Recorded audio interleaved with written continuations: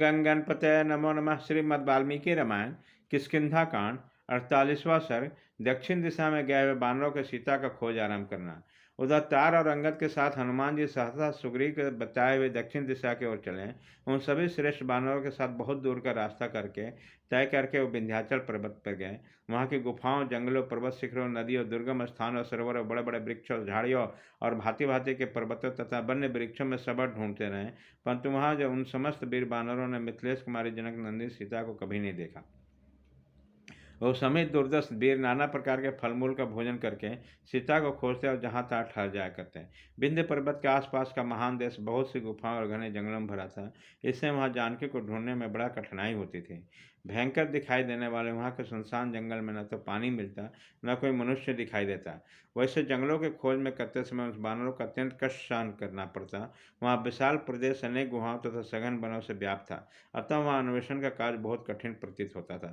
तदंतर वह समस्त बानर युद्धपति उस देश को छोड़कर दूसरे प्रदेश में घुसे, जहाँ जाना और भी कठिन था, तो अभी उन्हें किसी से भय नहीं होता।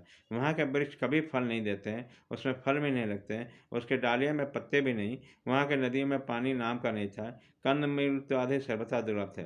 उस प्रदेश में न भैंसे थे, न हिरन, न हाथी और न बाघ, न पक्षी तथा वन में विचरने वाले अन्य प्राणियों का भी अभाव था। वहाँ न पेड़ थे, न पौधे, न औषधियाँ थी, न लता बेले। उस देश की पुखरिया में चिकने पत्ते और खिले हुए फूलों से युक्त कमल में नहीं थे, इसलिए न तो वो देखने योग्य थे, न उसमें सुगंध छा रहे थे, न वहाँ भौरे गुंजा रहे थे।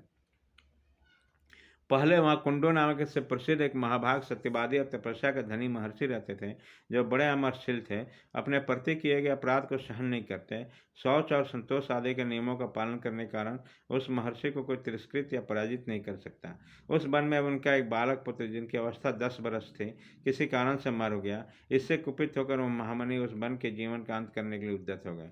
उस धर्मात्मा पुरुष ने समुद्र से विशाल वन को वहाँ साप दे दिया, जिससे वह आश्रयहीन, दुर्गम तथा पशु पक्षी से शून्य हो गया।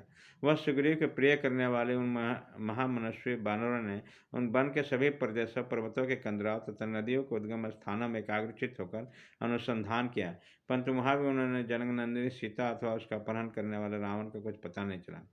तत्पश्चात लताओं झाड़ियों में व्याप्त रहने वाले दूसरे किसी भयंकर वन में प्रवेश करके हनुमान आदि बानरों ने भयानक कर्म करने वाले कसुर को देखा, जिनके देवताओं से कोई भर नहीं था। उस घोर निशाचर पहाड़ के समान खड़ा देख सभी बानर ने अपने ढीले ढाले वस्त्रों का छिद्र कस लिया और सबके सब उस पर्वतकार असुर से भिड़ने को तैयार हो गए।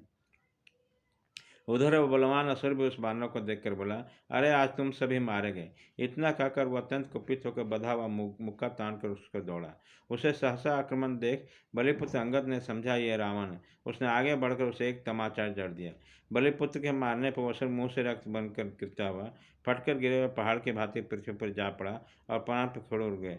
तत्पश्चात विजय उल्लास से सुशोभित होने वाले बाना पनाया सारी पर्वतीय गुफाओं में अनुसंधान कर ली, वहाँ के सारे प्रदेशों में खोज कर ली गई। तब उस समस्त वनवासी बानर ने किसी दूसरे पर्वतीय कंदरा में प्रवेश किया, जो पहले की अपेक्षा भयानक था। उसमें भी ढूंढते ढूंढते थक गए, निराश होकर निकल गए। फिर सबके सब वो एकांत स्थान में एक वृक्ष के नीचे खिन्नचित होकर बैठ गए। इस प्रकार श्री वाल्मीकि निर्मित 4 समान आदि काव्य के स्कंधा कांड में 48वां सर्ग पूरा हुआ।